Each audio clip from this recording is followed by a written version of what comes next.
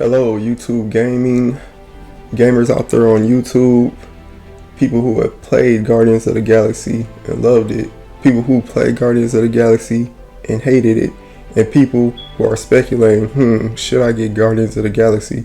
I'm not sure yet. I'm hearing a lot of good things about it, a lot of bad things about it, a lot of things in the middle. Well, today I wanted to bring to you all my thoughts and impressions on the game. I am currently on chapter 8, and in this video I want to use some of my knowledge of chapter 8, or of the game up to chapter 8 rather, and kind of give, like as I said, my thoughts and impressions on it. Although I am at chapter 8, I probably won't cover any material past chapter 2, which I doubt I will even get into chapter 2. So if you're trying to avoid spoilers for the game, you found the right video.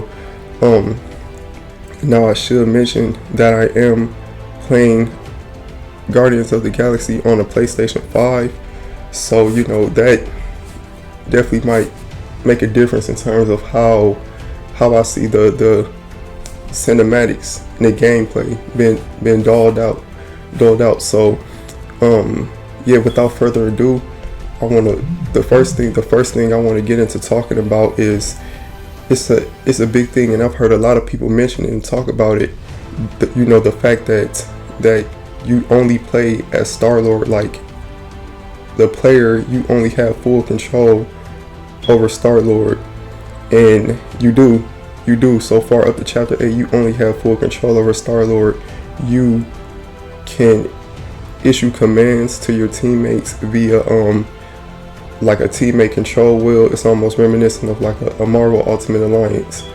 But me personally, thus far, I don't possess a very strong opinion against Star-Lord being the sole player character. Now, the reason for this is because the prologue is sort of established that immediately. So the game devs and the publishers, or whoever had like a call on that, they told you their intention with this game, that we're gonna give Star-Lord a prominence here. And as I mentioned, the first minutes of the game, you know, you're looking at the world from the perspective of Peter Quill. So for him being the sole player character, I cannot fault them that, because it's not like I was deceived into thinking, oh, you know, I'm going into here, I'm gonna be able to play as Gamora and Drax and Groot and Rocket Raccoon. Now, would that have been cool to be able to play as those characters? Yes, but I'm one of those people who I tend not to judge the game based on what I think the game devs like should have done. I more so prefer to look at the package for what it is. What have the game developers done? And with that being said, me knowing from the prologue that the game plans to heavily focus on the events of the game from the perspective of Star-Lord, I can't fault them for that. And that being said, it doesn't hurt that Star-Lord is not a boring character to play as. So it makes you wonder, like, was that call really that bad? I don't think it was. His playstyle, the way Star-Lord plays, he possesses a lot of flair and agility. He almost reminds me of Dante from Devil May Cry if you only played as Gunslinger with like a slight bit of Trickster mixed in. That's kind of the gameplay style I get from Star-Lord, and he is very fluidly animated. I think he probably possesses the best animations out of the entire team, which adds to the reveal that the game devs really intended for Star-Lord to be like the shining star here. Now, the narrative derived gameplay element of being able to issue commands to each party member, it also fits him being the sole player character, because you are in command of a group of precious people, your teammates. Your decision making people is going to pop up as Star-Lord is very important to the success, the survival, and cohesiveness of your team. It's very tactical in that sense. It's reminiscent of an XCOM, a Fire Emblem, or an RPG like Yakuza 7. It is, and in that same way, it's very interesting that Zero to Hero was the first song that played in the game's narrative. From that perspective, isn't it? Star-Lord is arguably the best character to give you the sole full playability to. If the team is still young, which is going to come up later, I'm going to talk about how young the team of the Guardians of the Galaxy still is. But Star-Lord being the main playable character and you having the ability to give commands to your teammates, it gives you a friendship level of control over each character, though not controlling. And I'm not sure if this embellishes the dialogue between the Guardians or if it is vice versa. However, it is a paradoxically excellent choice if examined closely from either standpoint, gameplay or narrative. Now, when I say that, I kind of talked about it earlier, it's like you only fully play as Star-Lord, the captain, leader of the Guardians of the Galaxy, and it's possible that you give commands to the Guardians. So it's also like you, the player character, you're commanding Star-Lord fully, but you only partially command the Guardians on your team. Narratively, as I mentioned, Star-Lord is the leader of the Guardians of the Galaxy. You're the player character. You're the leader of the game. Now, gameplay-wise, you're playing as the leader of the Guardians of the Galaxy, so you have the ability to give them commands. However, Star-Lord is their friend, so like XCOM, like Fire Emblem, it puts you in a position where you can tell them what to do, but you don't exactly control what they do, and it begins to have like parts within the narrative where like Star-Lord feels like he's losing control of the team, like he's not exactly in control, which is so interesting, and you definitely feel it playing a Star-Lord like, no, my teammate, like, come back, bro, like, I know I messed up, but come on, man, like, we still a team, we gotta work together. But those are pretty much my thoughts on Star-Lord being the sole playable character, and I don't want to dwell on that too much longer. But now the next thing I want to talk about is the banter between the Guardians, which I kind of brought up in the first talking point. Now, to me personally, I believe the banter between the Guardians is fairly interesting to me. And now, as I mentioned earlier, the team is still developing. For example, Gamora is the newest entry at this point from chapter 1. I think she has only been with the team for like 17 missions, compared to like Groot and Rocket, who had been adventuring for 10 years plus together, so they probably taken on way more than 17 missions as a team. Now we are entering the Guardians at this point as a team whose camaraderie can be considered fairly infant.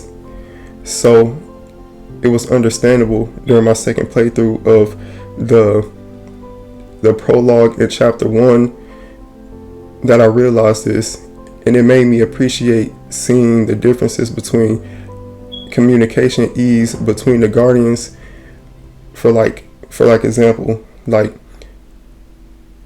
Drax would interact with Star-Lord far better than he would interact with Gamora. Groot and Rocket interacted with each other far better than Groot interacted with Drax, for example. So, and I thought it was a great piece of exposition to see how the banter and levels of concern like range interpersonally amongst the members. Now, I do want to note and tell y'all that this is my first time consuming any Guardians of the Galaxy specific content. I watched many of the modern superhero and supervillain movies from DC and Marvel. However, I've never seen the Guardians of the Galaxy movies. Therefore, the characters have all leeway to impress upon me. They are mostly unknown characters to me in an unfamiliar slice of Marvel comics.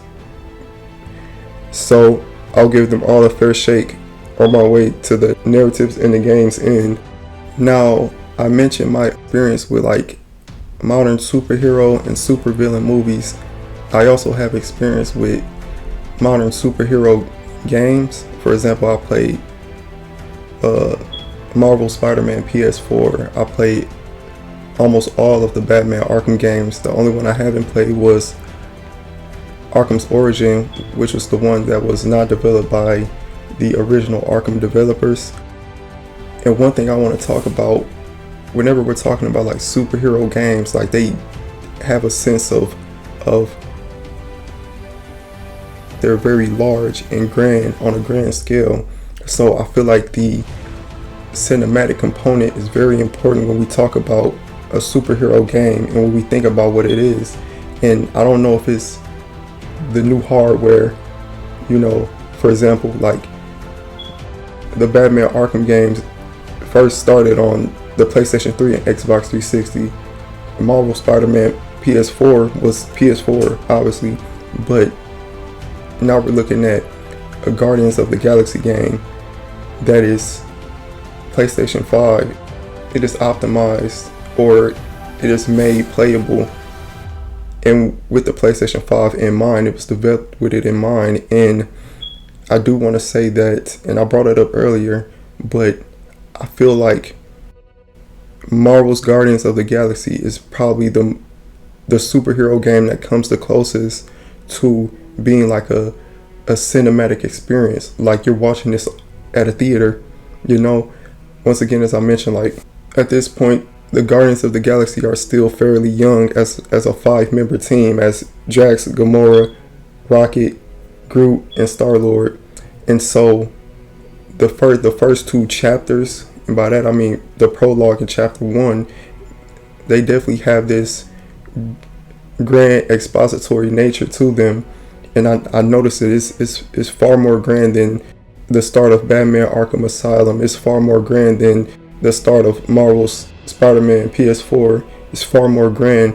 Like, for example, the whole quarantine zone in chapter 1 had a very like aesthetically pleasing visual hook. Like it meant to grab your attention. Like it's all of these vibrant colors, like real strong blues. It's like a large sphere, like a planet that you're going into. And I'm gonna put like visuals up of all this stuff so you know what I'm talking about. And this zone is actually the remnants of a great galactic war. And so your team, it docks or it drops off Groot, Rocket, and Star-Lord, and immediately it's possible to see like these large vibrant sacks of pink goo and large structures captured by the pink goo, and they're hanging up, they're falling down. It's gates and doors just falling off their hooks, and they just spiral all the way down to the depths of nowhere. Who knows where the freak they're going.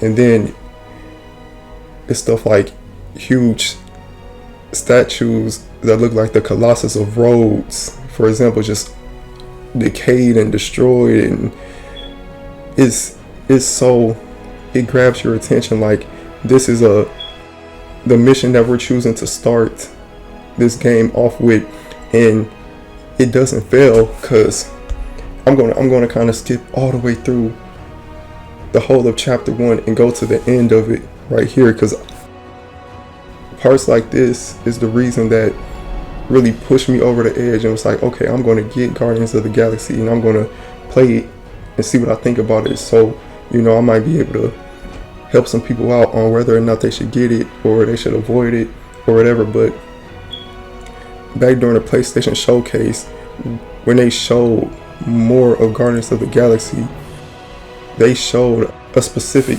type of gameplay sequence. There's a set piece at the end of chapter 1 where the team is trying to escape the quarantine zone, and I call it the Star Fox part. As I mentioned, these parts were the reason that made me keep an eye on the game, especially because we're going through like a Star Fox drought. It caught my attention, and I played through it. I had my first reaction to it on stream. It's the first episode of my Marvel's Guardians of the Galaxy live Let's Play. and I played through it on stream, and I had it on streaming mode, so I didn't really get the full spectacle of what it was. But then I went back through and I played it so I could proceed to kind of get my thoughts and impressions together on what I played. And when I went back to play it, I took off streaming mode so I could hear the licensed music. And what the licensed music was, during that part, they played a song called "I Ran So Far Away," which I'm sure you all probably heard that song, heard a little bit of it, maybe heard the whole song. But just hearing that song played during that part, and the fact that the team was actually running from something, and it heightened the whole experience for me. And I'm like, this is a spectacle to witness this, and it sucks that I could not capture it during my streaming experience for, posterity or whatever. But it is apparent that the game accents its visuals with this licensed music that synergizes with it on so many levels that is kind of ridiculous. And that whole thing about it being like it's copyright music, it's licensed, it makes it difficult to depict as a streamer, because it makes it difficult to capture like those moments of spectacle and show it, like have a gameplay video of it on YouTube or Twitch. But it's also bittersweet though, because like the full experience should be seen first person, to be honest. If you're speculating on getting this game, like maybe I should get it, maybe I shouldn't, moments like this where the licensed music and the visual spectacle, when they just synergize so well, is definitely something that you would want to see as the player, compared to seeing like a Let's Player play it on YouTube, or seeing like a live streamer play it on Twitch or YouTube or whatever. It's definitely something that you want to see first person. And if stuff like this sounds interesting to you, then I would definitely recommend you pick the game up, try it out, at least play like the first 2-3 chapters, like 4 chapters. You should probably play up there, because you really get the spectacle of the Marvel cinematic movies, but blended so well with a video game. And in fact, I kind of think that they could have really made it gameplay in the cutscenes and the cinematic part of it, blended and merged even more.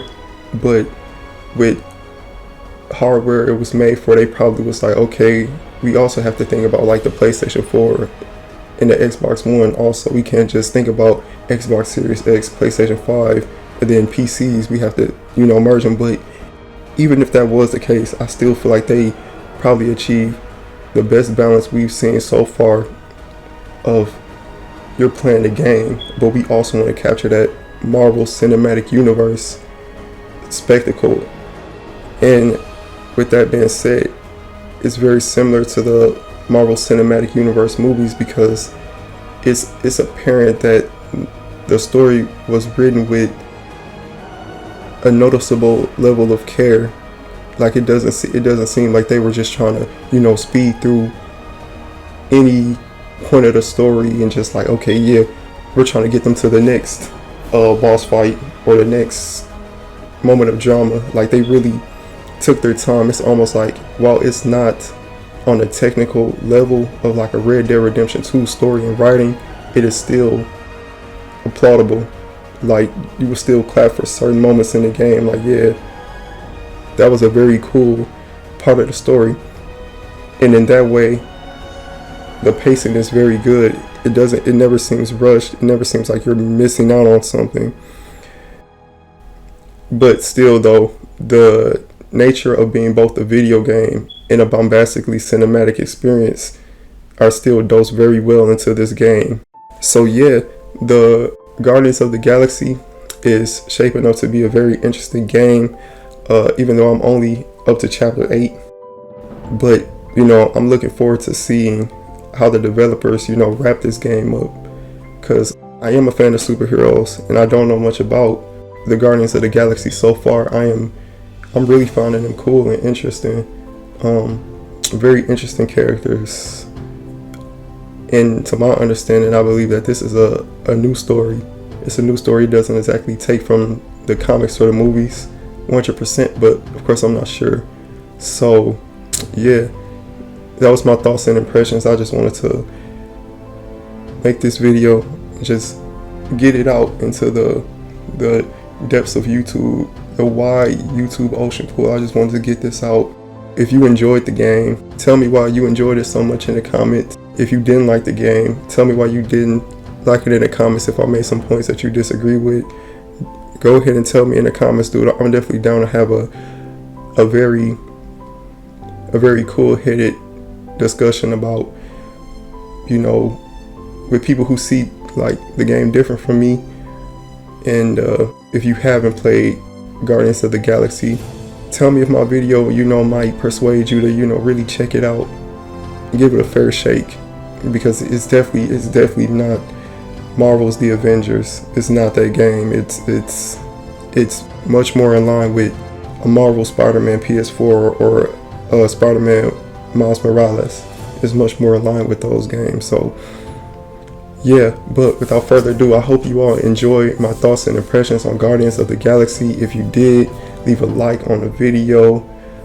Subscribe if you're not already subscribed. Go ahead, hit the bell notification if you want to see my Guardians of the Galaxy episodes when they drop, because they're coming out daily. They are coming out daily. And then, as I mentioned before, if you want to leave a comment in the comment section, go ahead and leave a comment so we can talk about this. But without further ado, y'all, peace. Thanks for watching. See you later. Have a great rest of your day, night, evening, wherever you're at. Have fun at work, at school, whatever. Peace, y'all.